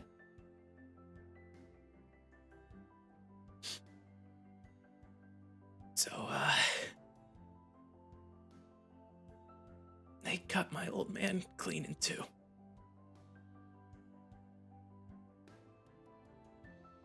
So I apologize if I don't really like the things, because they cost me my dad. Damn near cost me my brother. And our own egos cost us our home. I see. Dolus, unshaken, just puts his cup down. He slowly gets up and walks past Hickory, just like doesn't say a word. And then like maybe like 10 seconds pass. Hickory, like you hear behind you just like a boom. And if you turn around, you see like Dolus holding his hand axe, and he kind of is like hitting in like the same spot that you were hitting it. What are you doing? Same thing you were doing.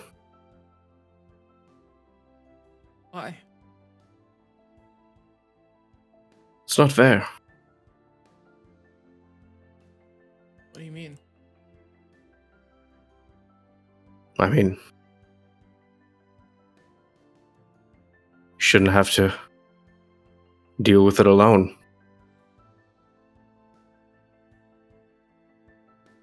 Come on, get up. You know you can take a beating. And he hits it again. Hickory stands, and the sword in the treads vanishes for a second, and then pops back up in Hickory's hand.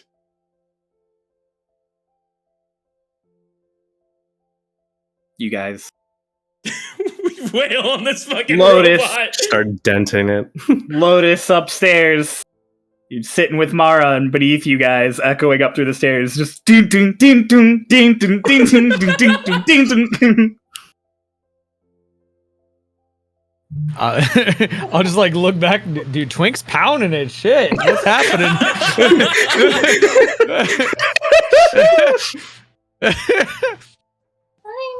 I'm sure my brother will get him to stop. Oh, Lotus. I'll come up and hug her. Hi. And pat her head. Oh, hugs. Hi. Hug. Hello. Yeah. You pat her head, and a few of her head feathers kind of fall out. Oh yeah, you're 'cause they're molting. Oh no. molting. I forgot about that. Yeah. Oh yeah, you guys are leaving at least like 2 feathers in every room you're in. They'll never know we were here. the perfect crime. Wait, so your brother's down there working with Twink? I don't know. Why am I getting a hug? Did I do it good? How are you feeling?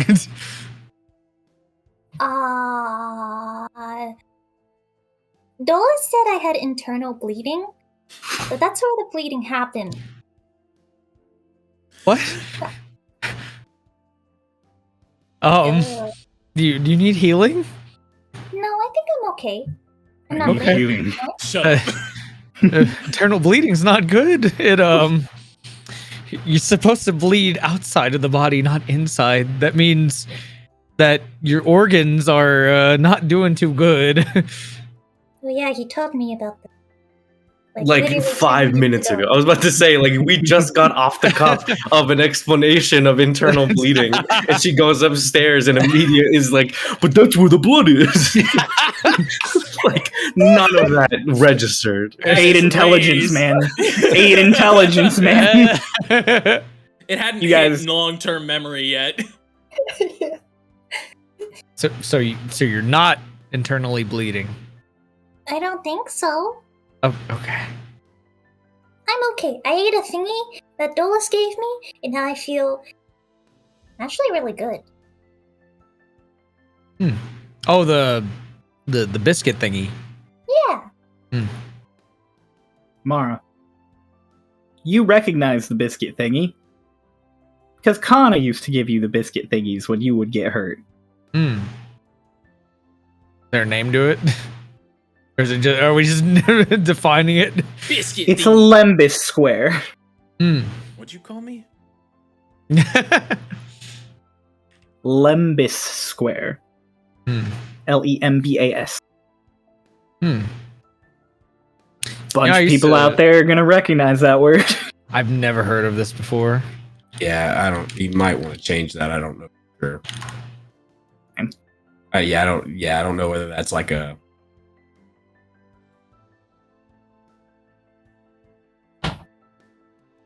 Is that a copyright? Maybe anything. If it's not used in any other context other than that, you might not want to use I it. think it's used in other contexts. But I'll look into that. If it is, we'll edit it out, and then we'll edit this conversation out. Anyways, for now, we'll just call it the biscuit. The biscuit. All right. Oh, I used to have those all the time as a kid. I was did a lot of things that scratched me up a lot. Oh, did you used to spar with people? Yeah, kinda. Wait, kinda? Yeah, we would have like thorn whip battles. It's great. Oh, that sounds awesome! Yeah. It was insane. Loved it. We should spar one day. That could be fun. Yeah, that would be really fun. I sparred with Dulles and Doc the other day. I may have punched Dulles a little bit too hard. A few times too hard. Yeah, he seemed a little rough in the morning. Yeah. Yeah. But he wait. Ah, God, I wish I had been able to crack his back. He probably would have felt a little bit better though. That was But- awesome! Can you crack my back right now? Yeah, look. Come on. She's internally bleeding. Don't put a lot of pressure on her You again. crack her back, ribs, And spleen. So, Lotus, you're fine. Twink, you come running to the door. Oh, Dolus. I was yeah. gonna say Dolus and Hick start wailing on the thing. Dolus, like after maybe like 5-6 hits, is immediately tired out. I still have a point of exhaustion, so like I start yeah. wailing on him like ding ding. I'm like, oh, gotta take a break. Hickory looks at him. Still actually looks pretty fine. But she's got a solid amount of sweat and she's breathing pretty hard and she's like, thank you. Of course, let's get some more water. Yeah. Twig. A few minutes later, you come rushing up to the door. You pull it open, and there's Hick, like panting. One arm of the robot is just beat to shit. All of the armor on it is dented, and you see a few little nicks in the joints. Nothing like devastating, but it is definitely gonna need like a couple hours to fix to get back to the condition it was in. And you see Dolus like sitting cross-legged with cups of water and his hand axe sitting next to him. What the fuck is going on? Therapy. No, why? Hello, Twink. No, why? Quality a long story. assurance. There's no I know the quality. Why? It's a long story. You seem like you're in a rush, Twink. I don't give a fuck about what's going on now. Why? Hickory had some trauma with these machines, and so Why though? What the fuck does this thing do to you?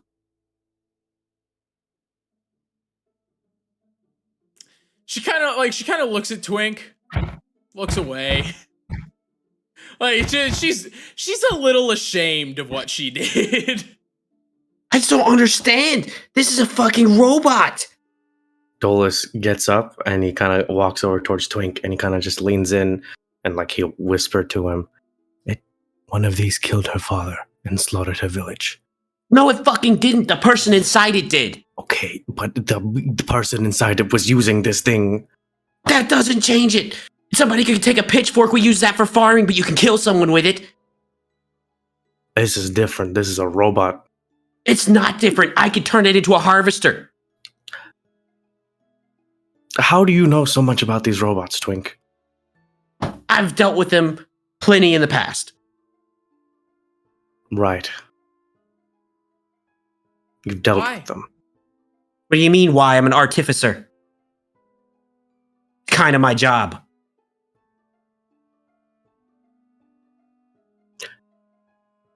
Well, The door like It slowly was- slides open more, and it's just Maya and Lorelei.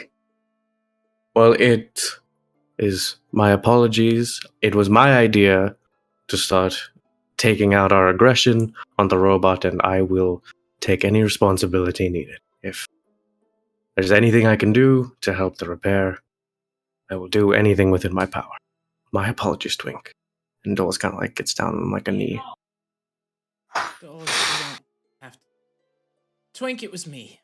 Okay. I know it was you. And frankly, I feel like I owe you nothing. You don't. Nobody owes me anything.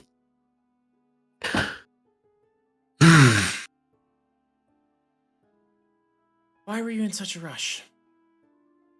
Illis needs help. She asked for you specifically, and I look at Dulce. Have you seen Mara? He's up on the balcony. Can you go get him? She needs him too.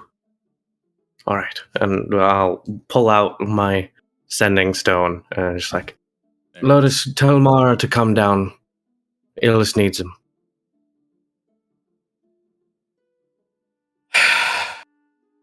Can we, like, don't hear not anything. fight the robots from now on? Like, specifically when nobody's in them? I think that can be Of course. arranged. Okay. Dolus, make an intelligence check. Make an intelligence check. Oh no. What was that? What was it? That's a 3 total. Yeah, so It's a 2 you're all plus just 1. sitting there waiting like 2+ minutes for Mara and Lotus. Twink, at a point you're like, how the fuck high is this balcony? Well, if Lotus doesn't respond to the thing, then Dolus in less than 2 minutes will like be confused and go up because he knows that Lotus always immediately responds with like, okay. Okay, so after like a minute you're like, this isn't right. You start walking up. You come up, and as you're at like the 3rd flight of stairs, almost to the balcony, in your brain you're like, I used the spoon this morning. Did I? Mm-hmm. Yep. I didn't know I used it this morning. When they were flying to Falcon's Point. Oh. That was this morning. It's been a long day. Yep. It's been a long day, man.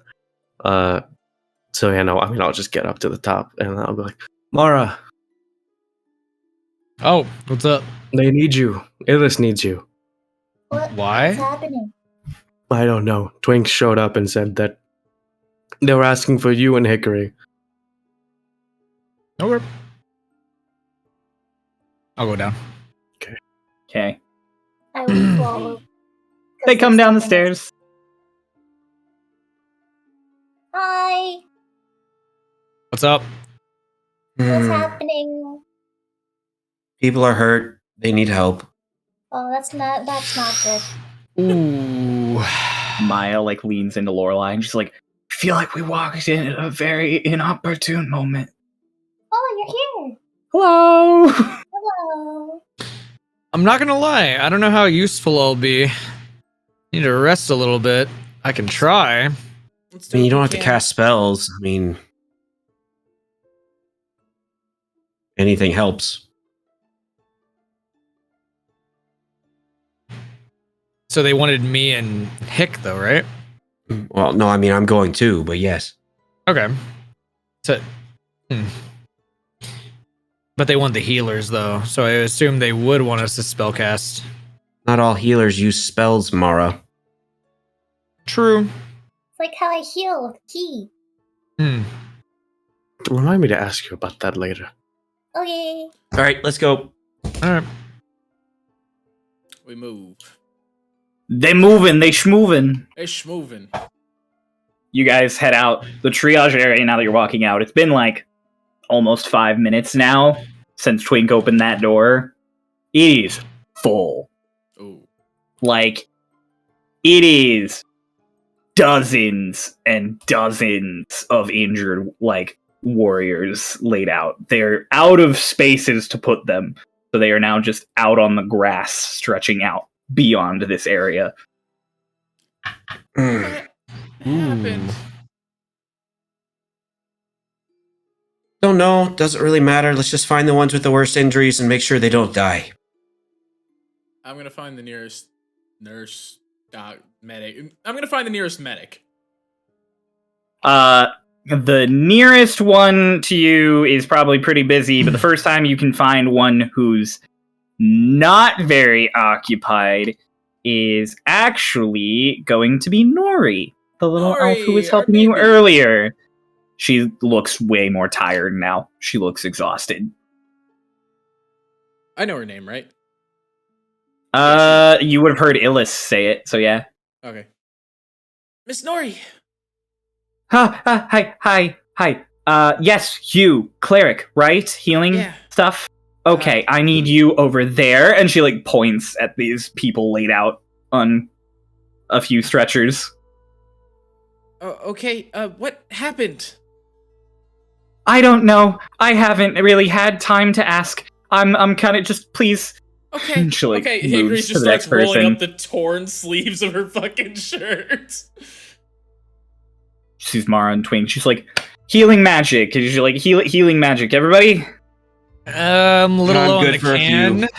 Yeah, but I'll try. Okay, as soon as you feel too tired, I'll get you a med bag. She, like, points to the same people over there. Okay. Yeah. And so you're walking by. These elves have just all kinds of terrible injuries. Some of them are slashed open. There's a lot of burns that you can see. A few of them are missing limbs. It's surprisingly similar injuries to what you guys would expect. So these look a lot like the ones we took. Yeah. Until you get over to the area that you're working on, and as you get over to this sort of more critical area, you notice that all of these injuries are starting to not look like chainsaw or sword slashes anymore. The burns are still present here and there, but become less prevalent. And you notice a lot of gashing and ripping, and a lot more tears. Fuck. Something really vicious. And then all of you, except for Hickory, quickly recognize some injuries that you've seen socks dish out on some people you've fought before. It's werewolf mauling, all of them. Good 24, including Hickory, as you get over there, Petron. No! No! He's- You- Ooh. He's laying there. He is fucked up. Like, he has big gashes in his shoulder. He's missing an entire arm. Okay. Illis is working on him as you come up. Illis? Go away. We can help. Go away. Okay. She finds the nearest person she can work on, still in proximity to Illis, but doesn't say much else. Okay. You're all gonna have to burn every spell slot on healing spells if you want to help these people. Yep. And then as soon as you're out, you all start getting handed med bags. And this triaging goes on for an hour, at least. Start working out to the less injured people, applying bandages, salves. Mara, they bring you a bunch of herbs that you're familiar with, and you start making salves. Dolus, Lotus, they give you a bunch of stuff to just take to other people. It's at least 80 or 90 injured people. You sort of lose count. I'll use the rest of my key points just to get to places faster. Okay. Do these packs do anything for my wild shape? Like, rest? Like, do I get any... I don't get anything back, do I? No, you're just All right. distributing stuff, so you don't really Okay. have time to try any form of rest. Did we get any benefit from those biscuits? No. Cool. Nope. I will ask, like, if they want me to create provisions, like food, water, and then if they ask so, I'll use a spell slot. Okay, yeah. They ask you to make food and water as soon as you tell them that you can. I cast They for really soft bread and water. Mm. Yeah, Lotus? Is- because I've been studying more about like ki, and now with the new level, I'm able to heal myself with ki. am I able to reverse engineer into doing that with other people, or would No. that be too far out? Okay. You're definitely not there yet. You are familiar with keys, so you are able to help Mara and some of the other nurses really stabilize some people. Mm-hmm. You're also able to tell the people who are too far gone. And so you guys probably managed to help like a third of these people to the point that they're good. A third of them are just a lost cause. And then the rest are sort of unstable. And all throughout it, as you're going through people, almost this entire time, Illis doesn't move. It's just there working on Petrin the whole time. Yeah, I'm gonna walk up when I'm kind of at my point where I can't help anymore because I'm not very medical savvy. Her hands are just shaking, crossed over him, like holding down a bandage pad. Is he stable? He's as stable as he's gonna get. I don't know what that means. He's not going to die tonight. No. Will he die tomorrow night? I don't know. I sent a messenger to fetch his wife.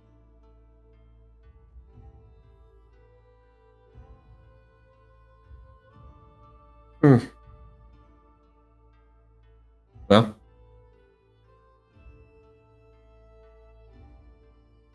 if he survives, I can fix the arm. It's encouraging. Thank you.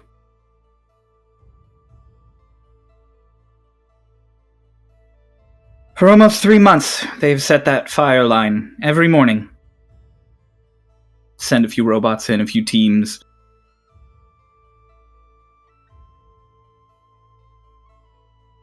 Tonight at sunset, they lit it all on fire and marched right in. And they were led by a werewolf. Yeah, it looked pretty familiar. I don't know what you did, or who you pissed off. They aren't happy.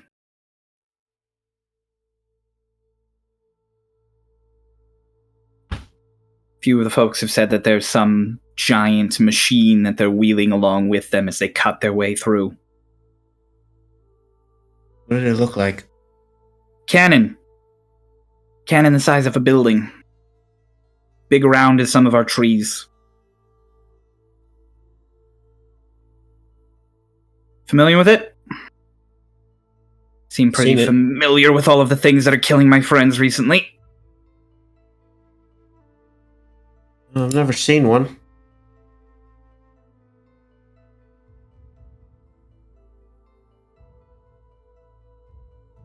Petrin and his people were our best. And now half of them are dog toys.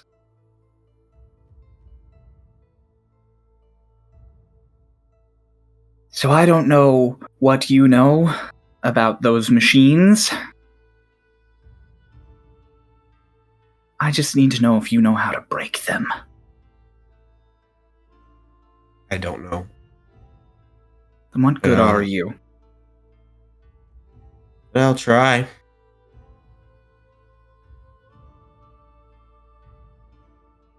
But Thank you. we need to evacuate the city. They won't be here for several days. They're Frank. already in range. What? They're already in range.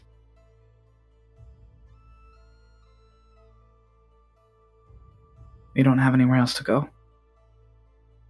Need to go somewhere. Not here. In case we don't break it. And then Twink, as you're there, a hand just grabs up at your shirt. It's Petrin. His eyes are like barely open.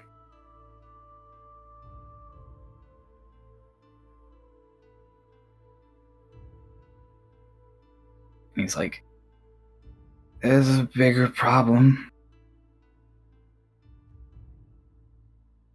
This is a bigger problem than the gun and the werewolf.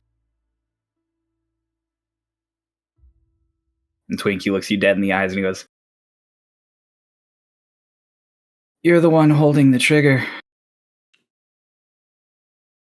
And that's where we're going to end our session today.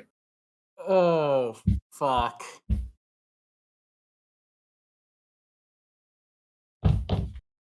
Nice. This was a doozy. There was Nice. so much in this. I think this might even be more than like the one before last. This was a lot. I didn't expect a lore dump again. Yeah, holy crap. We went in. Woo! Ladies and God, I gentlemen, love D&D. thank you for watching Starlost Magic and we Seas. need it now. Oh, yay!